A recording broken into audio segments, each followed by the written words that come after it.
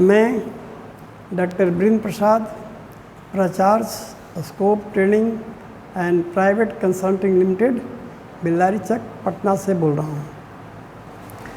आज मैं reproductive organs of the bull, है ना, सांड के जनन अंग के बारे में समझेंगे और चर्चा करेंगे। देखिए, सांड के जनन अंग को 3 भाग में बांटा गया है।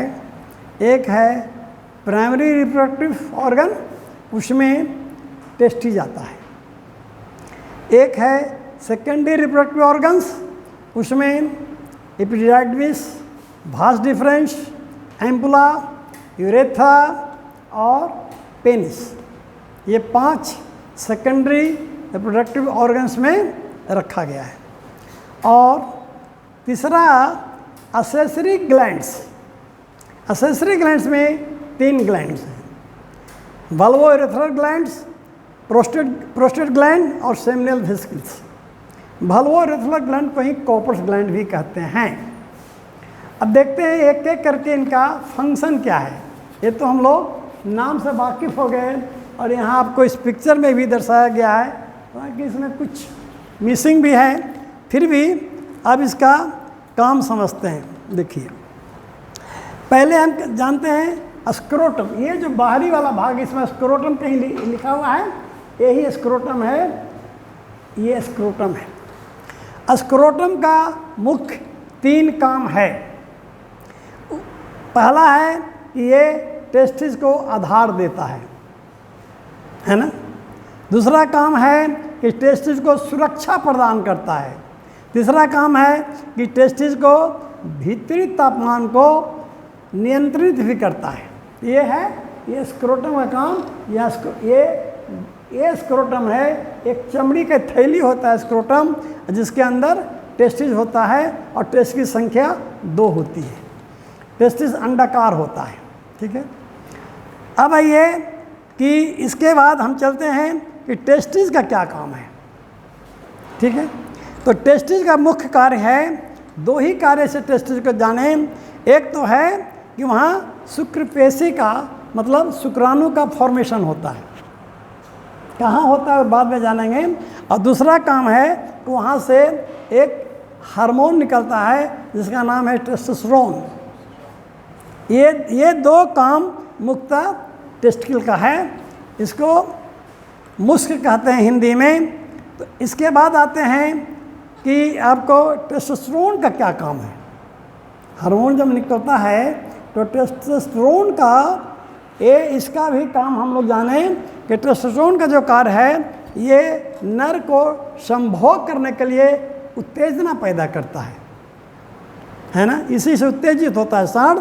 जबकि नेचुरल सर्विस या आप कृत्रिम तरीके से कलेक्शन लेते हैं उसको सीमेन का, तो उसके लिए कामुकता, उत्तेजित ये पैदा करता है।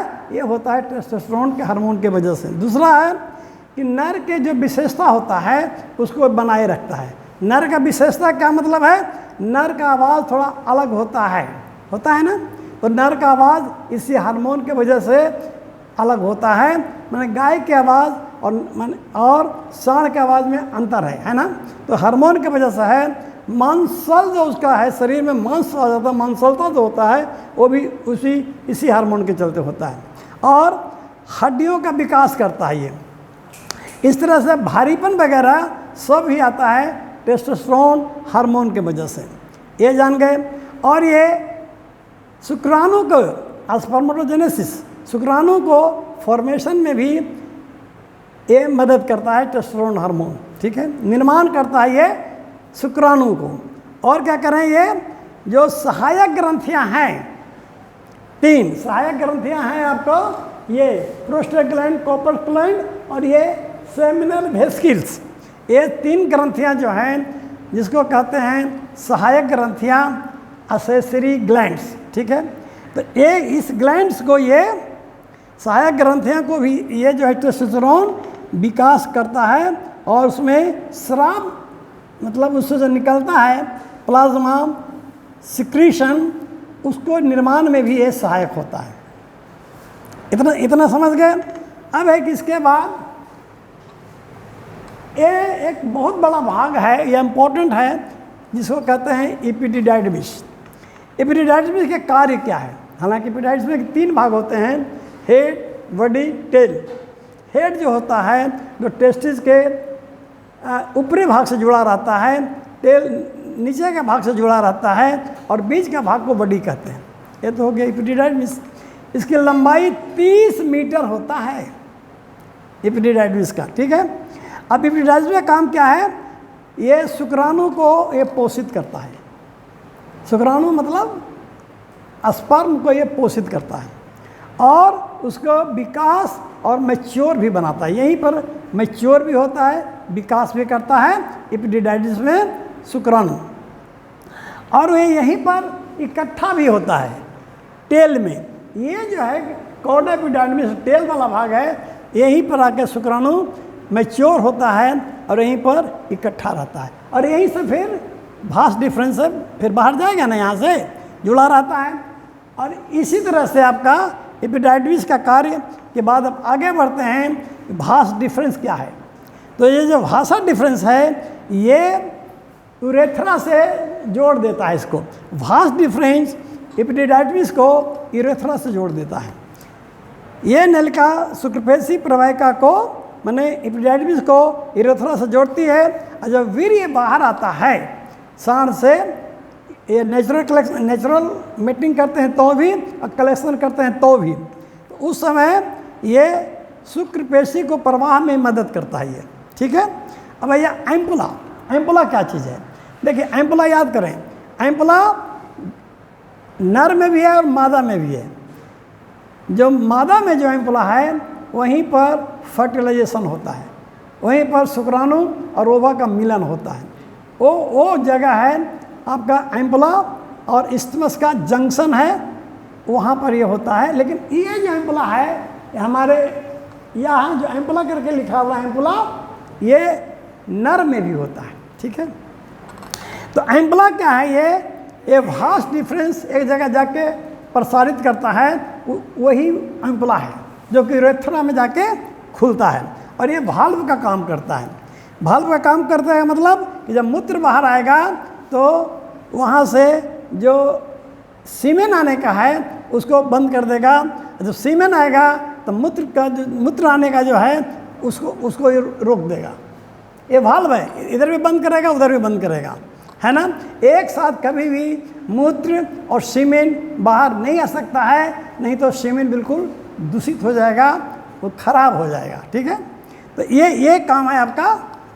अब आइए इसके बाद हमारे पास 3 जो रह गया ग्रंथियाँ, इसके बारे में थोड़ा और समझ लें। वो है प्रोस्टेट, कॉपर्स ग्लैंड, और यहाँ है सेमिनल वेसिकल्स।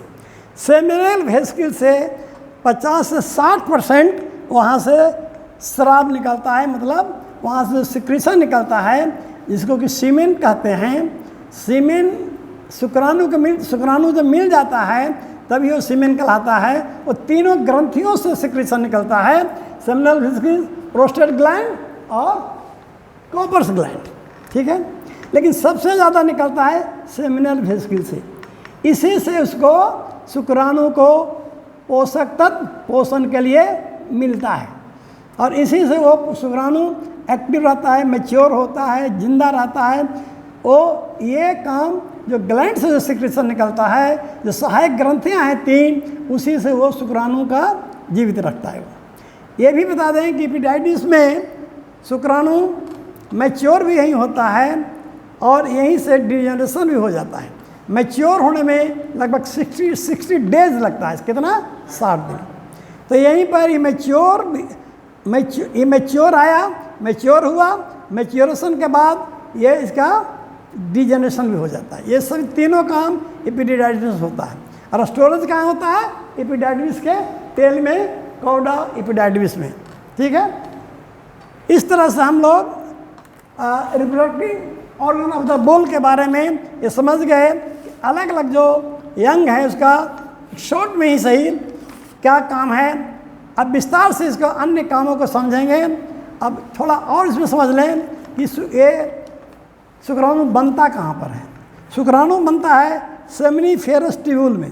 सेमिनिफेरस ट्यूब्यूल की संख्या होती है 2000, ठीक है, और उससे 20,000 शुक्राणु प्रति सेकंड निर्मित होता है, निर्माण होता है। कितना? 20,000 एक सेकंड में, ठीक है ना। और इस तरह से 2000 सेमिनिफेरस ट्यूब्यूल से 20,000 शुक्राणु प्रति सेकंड निर्माण होता है। और वो शुक्राणु पहले भी बताए हैं कि 60 दिन में मैच्योर होने में लगता है। और टेस्टोस्टेरोन हार्मोन कहाँ से निकलता है, उसका जिक्र हुआ है ना, वो निकलता है लेडिंग सेल से, जो 2 सेमिनिफेरस ट्यूब्यूल के बीच में रहता है। लेडिंग, LEYDIG है ना, lending cell. Lending cell 2 seminiferous tubule के बीच में होता है और वहीं से टेस्टोस्टेरोन हार्मोन का सिक्रीशन होता है और वहीं से निकलता भी है, ठीक है। अब है कि इस तरह से हम लोग टेस्टोस्टेरोन कहाँ बनता है, कहाँ से निकलता है, शुक्राणु कहाँ बनता है, कहाँ मैच्योर होता है, ये सारी जानकारी हो गई।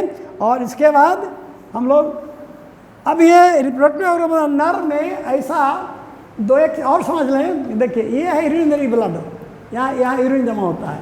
एम्बुला के बारे में अभी सुन लिए, सेमिनल फिस्किस हो गया, प्रोस्टेग्लैंड कॉर्पस ग्लैंड। ये है रिएक्टर पेनिस मसल, ये जो इस टाइप का इसको कहते हैं सिग्मॉइड फ्लेक्चर।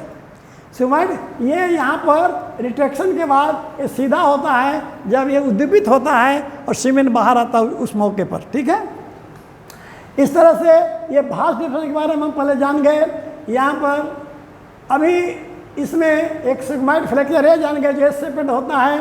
इस तरह से रिप्रोडक्टिव ऑर्गन बुल का ये ऑर्गन इंपॉर्टेंट है जिसके बारे में अभी चर्चा हो चुकी। इसको फिर से विस्तार से और भी स्पष्ट करेंगे। आज के लिए इतना ही, धन्यवाद।